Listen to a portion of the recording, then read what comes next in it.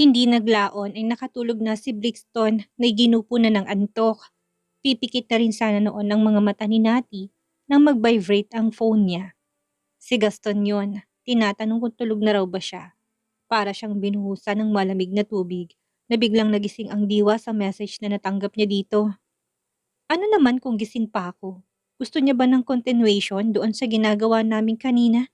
Napakagat na ng labi niya si Nati nang maramdaman na may nagiinit sa kanyang tiyan na para ba siyang kinikiliti. Ilang minuto niyang pinakatitigan ng message ng gobernador na hindi na naman nadagdagan pa. Iniisip niya kung magre-reply ba siya o hindi na at hahayaan na lang niyang bukas ng umaga magkita. Kung pupuntahan niya ito, ano naman ang sasabihin niya? Hindi niya rin naman kailangan magpaliwanag. Baka naman gusto niya lang talagang mangamusta. At oo nga pala, yung mga labahin niyang damit. Nasapon na niya ang noo nang maalala ang hinubad nitong damit. Marahil ay nagtataka na rin ito kung bakit iba ng suot niyang damit.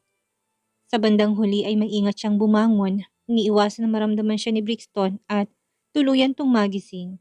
Baka hindi rin ito mapakali sa mga nangyari, kaya ang mabuti pa'y puntahan niya saglit ng kumalma. Matapos nalagyan ng una sa magkabilang gilid si Brixton, ay dahan-dahan na siyang lumabas ng kanilang silid upang saglit na silipin ng gobernur na nasa kabila lang ng kwarto. Sasabihin niya lang na okay ng mga bata at magpapaalam na rin siyang matutulog na. Hindi na rin siguro ito mag-a-attempt pa ng continuation sa kung anumang kahalayan na ginagawa bago ang sakuna. Gising ka pa? Papasok ako. Katok ni Nati sa may pintuan bago buksan ng dahon noon. Napaahon na si Gaston sa kama nang bumukas ang pintuan at iluwa noon si Nati. Kanina pa siya naghihintay ng balita buhat dito, ni hindi na nga niya napansin na iba na pala ang suot niyang damit. Binitawan na rin niya ang cellphone sa kama. Hindi siya makatulog habang naiisip na ongoing pa rin ang pagpapatigil ng dating nobya sa mga batang akalang may dinaanan ng dilubyo sa silid na ito kanina. Okay ng mga bata, hindi tumingin sa kanya na samit ni Nati na pinulot ang mga damit ni Gaston na nasa bedside table. Papalabhan niya na yon para maisuot bukas. Doon pa lang napatingin si Gaston sa kanyang suot na damit na puno ng pagtataka ang mga mata niya. Gusto niyang magtanong kung sino nagpalit sa kanya, ngunit para sa kanya ay hindi na ito mahalaga.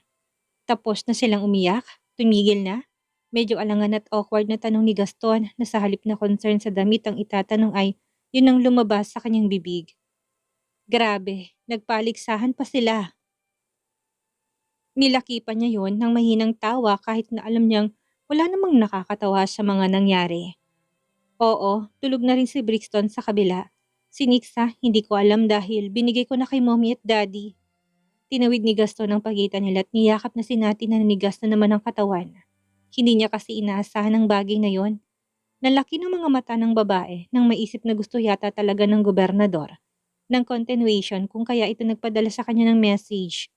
Ganun pa man ay binaliwala lang yun ni Nati. Nadala lang siya ng bukso ng damdamin niya kanina. Hindi na yun mauulit. Delikado. Ngayong malinaw ang isip niya, hindi na siya magpapadala sa bukso ng kung ano pa mang damdamin. I'm sorry, Nati. Hindi kita nagawang tulungan. Kanina habang nag-iiyakan ang dalawang bata. Payak na natawa si Nati. Naman niya kasing nagsasabi to ng totoo. Halata naman talaga dito na wala itong alam pagdating sa pag-aruga ng mga paslit. Ano na naman bang aasahan niya sa kanya na oo responsable pero sa trabaho at tungkulin lang naman yon. Hanggang doon lang ang kanyang alam. Oo, marunong itong makipaglaro sa kanila. Pero kapag ganun ang sitwasyon, parang sasabay na lang din itong umiyak. Ayos lang naman. Narindi lang kasi ako. Dalawa sila pero kaya ko naman sanang i-handle yon. Saka hindi nakinig si Nixa sa akin eh. Maldita at matigas ang ulo. Sa akin pa yata nagmana. Nilakipan ni Nati yun ng mahinang tawa upang kumbinsihin ng gobernador. Kung nakinig siya sa akin, tapos yun kaagad. Tapos sinabayan pa ni Brixton, pero kung nakinig din si Brixton sa akin at nagpabuhat sa'yo, sa tingin ko, na kaya kong resolbahin yun nang hindi rin nakarating pa kay mommy at daddy. Well, they both stubborn. Bumuntong hininga lang si Gaston na natiling nakayakap sa katawan ni Nati. Nais na sanang itulak ito ng babae, pero didiktahan niya ng pusong wag na muna. Kaharutan man pero gusto niya pa ang init na mga yakap nito. Kaso wala talaga eh. Sinabayan niya pa talaga si Nixa. Patuloy ni Nati na si Brixton ang tinutukoy. Kumalas ng yakap sa kanyang gobernador at tinawakan na siya nito sa magkabila niyang balikat. Kinuli na ng kanyang mga mata upang pagtakpan ang mahalin niyang isipan ay ngumiti na lang dito si Nati. Sige na, matulog ka na at papalaban ko pa itong damit mo sa maid para bukas ay meron kang pamalit. Kanina pa sana to natapos eh. Pakita niya pa ng damit ni Gaston upang i-divert ang mga tingin nito sa kanya na merong ibang kahulugan na kailangan niyang putulin at baka saan pa sila mapunta. Paano mo yung kinaya, Nati? Napakunot ng noon ni Nati, hindi na magets ang sinasabi nito na malayo sa huling tinuran niya. Paano mo nagawang alagaan si Brixton ng 2 taon na ikaw lang? Hindi ko ma-imagine na kaya. Siyempre, pilit na kinaya kong lahat. Tiniis ko, ganon. Wala naman akong ibang asahang iba noon kundi ang sarili ko lang. Walang may alam na nangyari so sa tingin mo ba kanina ko hingi ng saklolo? Saka kalimutan mo na yon. Pabalik-balik na lang tayo. Paano pa tayo makakausad kung laging pinag-uusapan? Ayaw na niyang balikan pa yun at maging emosyonal. Dapat hindi na lang niya sinagot dahil sa naging tanong nito. Nanariwa na naman sa kanya ang lahat ng mga nangyari sa nakaraan nila na sayang lang. Nati, I'm really so. Ayoko na marinig ang sorry mo. Naiinis lang ako. Kahit ilang libong sorry pang sabihin mo, hindi na tayo babalik sa nakaraan dahil tapos na yon. Ang nais ko lang igampanan mong pagiging ama mo kay Brixton. Punan mong 2 taong nawala, yun lang. Walang lakas na bumagsak ang 2 kamay ni Gaston mula sa balikat ni Nati. Sa paninitig ni Nati sa kanya, pinapakita nitong wala na talaga silang pag-asa. Si Brixton na lang ang connection nila. Tumutol doon ang kabilang bahagi ng utak ni Gaston. Dama niya sa mga halik nito kanina na mahal pa siya o nagkakamali siya dahil sanay naman ito ng ganon. Pero hindi alam niyang may nararamdaman pa rin ang babae sa kanya. At hindi basta init lang ang katawan niya. Yun ang dapat na paniwalaan niya. Hindi lang si Natalio Brixton ang gusto kong bawian. Ipakita mo muna sa kanya, saka ako maniniwala. Tinalikuran na siya ni Nati, ngunit ang katawan niyang parang may sariling buhay ay mabilis na itong hinabol. Niyakap niyang bulto nito mula sa likuran na kaagad namang natigilan sa paghakbang niya. Just, just give me 5 minutes to embrace you, baby. Only 5 minutes. Nahihirapang usal ni Gaston. Hindi na mapigilan ni Nati na manindig ang kanyang mga balahibo sa buong katawan, lalo na sa may bandang kanyang batok na maramdaman nito ang pagtama ng mainit na hininga doon ng gobernador. Hindi niya maintindihan kung naiihi ba siya o natatae. Ngayon na lang siya ulit nakaramdam ng bagay na to. Hindi pa nakatulong na nakayakap to sa kanya kung kaya naman nararamdaman niyang init ng katawan nito na malamang ay dala na rin ang kanyang iniinom na alak kanina. May kung anong pumipintig na sa may bandang puso ni Nati at bilang batikan ay alam niyang init na rin yun ang kanyang katawan na tumutugon sa ibinibigay na Gaston ngayon. Marina niyang naipikit ang kanyang mga mata. Pilit na humuhugot ng lakas upang labanan ang ginagawa ni Gaston na alam niya saan sila hahantong kung hindi niya yun mapipigilan ng maaga. Bago pa siya makaangal ay nahigit na ni Nati ang hininga nang walang ano-ano ay biglang lumapat ang mainit na labi ni Gaston sa gilid ng leeg niya upang marahang humalik. Bahagya siyang napaigtad na animoy na kuryente sa init ng labi ng gobernador. What the heck, Gaston? You are making me hot? Tahimik na napamura pa si Nati. Habang nanidilat ng mga mata na tila ba kung gagawin niya yun, ay magagawa niyang pakalmahin ang kanyang sarili na paunti-unting na-excite sa mga nangyayari. Hindi niya na maprosesong pangbabaliw na ginagawa sa kanya ng lalaki. Sa tingin niya, hindi niya na rin to magagawang tanggihan, lalo na't nangihina na siya. Sa lugar na alam niyang kapag hinarap niya ay magiging siya'y makukulong na doon. Hindi lang yun. Hindi lang siya yakap ni Gaston ng paniguradong natumba na siya at bumalagta sa pagkawala ng kanyang lakas. Damang-dama niya pa rin ang lakas ng hinga nito.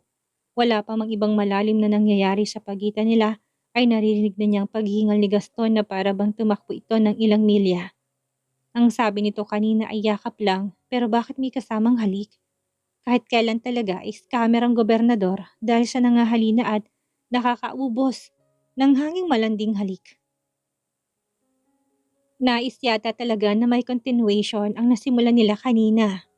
Gaston, please, Saway niya sa tinig na animoy nahihirapan at hindi maitugtong na tumigil na ito dahil alam niya sa kanyang sarili na ayaw naman niyang patigilin ng lalaki. Governor Barcelo! Ngunit sa halip na pakinggan yun ni Gaston ay parang mas naging lunoy ang kanyang kaluluwa na kung saang lupalop na rin napunta. Malayong malayo nang naaabot nito. Hmm, tanong ni Gaston na patuloy pa rin sa ginagawa niyang mga pinong halik sa leeg ni Nati. Muli pang nakagat ni Nati ang kanyang labi. What do you want, baby? Tell me, sigurado kung kaya ko yung ibigay. Walang kahirap-hirap na naiikot na ni Gaston ang kanyang katawan paharap sa kanya. Na wala namang naging anumang reklamo na parang walang buhay na sumunod lang. Hinayaan siya sa desisyong iyon. Umakit ng init ng katawan ni Nati mula sa kanyang leeg patungo ng mukha ngunit hindi siya nagbawi ng paningin. Sinalubong niyang malagkit na mga titing ni Gaston. Panandali ang naglapat ang kanilang mga matang parehong namumungay na ng ilang segundo pa. Halatang pareho na silang wala sa sarili. Tumikwas ang isang gilid ng labi ni Gaston nang makitang itsura ni Nati na halatang nawawala na rin sa kanyang tamang katinuan. Inaasahan na niyang susunod nitong gagawin. Hindi nga nagkamali doon ng gobernador, muling naglapat ang kanilang labi na mainit at punong-puno ng pananabik. Muling sumara ang mga mata ni Nati na tuluyang kinalimutan ng kanyang paligid. Ilang saglit pa ay sabay nilang narating ang ruro. Shower tayo, baby. Bulong niya nang makitang kalat na kumapit sa katawan. Umungol si Nati at umiling ngunit wala itong nagawa ng buhatin niya na ang katawan na walang imik na dalhin sa bathroom. Iyakap niya pa rin ang katawan nito nang tumapat siya sa binuhay na shower. Warm water yon, parang nabuhay naman ang kaluluwa ni Nati nang humalik ang patak ng tubig sa kanyang balat. Humigpit ang yakap niya sa katawan ni Gaston, anumang mangyari ay ayaw niyang bumaba. Para siyang tuko ulintang nakadikit sa katawan ni Gaston na natatawa lang sa kanyang nahihiyang reaksyon. Naghihinang ang mga mata nilang dalawa na tila nag-uusap na kung anong susunod nilang gagawin. Sa 2 taong lumipas, parang nagdugtong ang koneksyon nila na kaagad malalaman kung anong gusto sa pamamagitan pa lang ng kanilang titigan. Gusto mo pa? Hindi pa ba mahapdi yan? Tumango si Nati, tila naghahamon ng mga titig at hindi pinansin ang huling katanungan ng gobernador. Alright. Sunod-sunurang tugon ni Gaston, wala nang panahon pang umatras si Nati, lalo na't ganun ang pwesto nila. Mahirap tanggihan si Gaston. Pagkatapos nilang maligo ay ilang minuto lang silang nagpahinga at muling naglaban sa ibabaw ng kama. Hindi naman niya inatrasan si Nati na kagaya niya sabik na sabik sa ganung bagay. Kung kailan tapos na at magkayakap silang dalawa, sa ibabaw ng kama nang biglang may maalala si Nati na biglang nagpabangon sa kanya habang nandidilat ang mata. Shit, Governor Barcelo. Hindi ka gumamit ng proteksyon. Aligagang bulas ni Nati at pabangon na rin kay Gaston sa pag-aakalang importante yon. Sa mga tingin ng gobernador kay Nati ay tila nagtatanong ito kung saan niya naman kukuha noon. Wala rin naman siyang dala. Saka isa pa, wala naman sila sa hotel para may makuha sila sa drawer ng silid na ito. Paano kung mabuntis na naman ako nito? Paano kung makabuo tayo ulit? Paano? Napaawang ng bibig ni Gaston nang makita na parang biglang iiyak na ang kaharap niyang babae. Kanina ang yabang nitong maghamon kung kaya naman pinatulan niya dahil akala niya game ito. Tapos ngayon natapos na sa kanya may isip yon. Saka hindi rin naman siya madalas mag-condom kapag nagniniig sila noong may relasyon sila. May mga pagkakataon lang noon lalo na kapag pipilitin ni Nati. Dahil nag-aalala itong makabuo sila na nangyari pa rin kahit na iniiwasan. Kaya nagtataka siya kung bakit ganitong reaksyon nito na parang may sakit siya. Ano namang ikinatatakot mo kung mabuntis ka? Ako naman ito't hindi ibang lalaki. Matakot ka kung walang gumalaw sa'yo, tapos bigla ka nagdalang tao. Medyo pabirong masuyong hawin ni Gaston ng ilang hibla ng buhok na dumikit sa kanyang muka. Pilit siyang kinakalma. Nilagay yon ng gobernador sa likod ng kanyang tenga at kapag daka ay binigyan siya ng matingkad na mga ngiti. Parang sinasabi na kumalma na siya. Nandito na ako. Pananagutan kita. Pakakasalan kita. Hindi mo na kailangang matakot pa. Hindi umimik si Nati na umastang bingi sa mga sinabi ni Gaston. Lalo na doon sa huling litanya niya. Wala siyang pakialam sa mga sinasabi nito. Ang inaalala niya ay paano kung mabuntis siya nitong muli. Sakalang din siya maniniwala kung hingi na ito ng kamay niya para magpakasal sila. Ngunit hanggat wala naman at puro salita lang, hindi siya pwedeng mapalagay na lang at umasa lang tapos ay wala pala. Gusto niyang magpakasal sila dahil mahal nilang isa't isa, o gusto niyang magpakasal sila dahil gusto nila at hindi dahil may responsibility sila na kailangang gawin. Medyo masakit naman yon sa part niya na dahil lang sa bata kaya napipilitan 'to. Ayaw niya magpakasal sila dahil lang may involved na namang bata kaya marapat lang na hindi siya mabuntis. Maaari siyang lumandi dahil hindi naman yun mawawala sa kanyang katawan, lalo pa ngayon na muli niya natikman ang katawan ng gobernador. Sigurado siya na kahit na anong pigil ang gawin niya, may pagkakataon na palagi siyang matatalo ng katawan niyang parang nagbabaga. Halikan pa lamang ni Gaston. Dalang-dala na naman siya nito. Ayaw niyang ipamukha nito na kung walang nabuo, hindi naman ito maisipan na iharap siya sa altar at ipagamit ang apelyido nito. Ayaw niyang maramdaman na napilitan lang ito at ang labas ay parang kanyang pinikot at pinilit sa bagay na ito. Saan ka pupunta, Nati? Ayaw mo bang matulog dito sa tabi ko ngayong gabi? Si Gaston nang makitang bumaba na si Nati. Pinulot ang mga saplot na nahubad at tahimik na nagbibihis. Baby, mamaya ka na umalis. Dito ka na muna sa tabi ko, mag-usap tayo. May mga bagay pa tayong kailangang pag-usapan. Pupunta na ako sa kabilang silid. Hindi tumitingin sagot ni Nati na biglang nilamon ng kahihiyan ng katawan. Siya ang unang nag-initiate dito. Saka dapat hindi na lang siya pumunta. Nag-reply na lang sana siya. Kung ikinalma niyang sarili, wala sanang namagitan pa. Baka magising si Brixton at hanapin niya ako.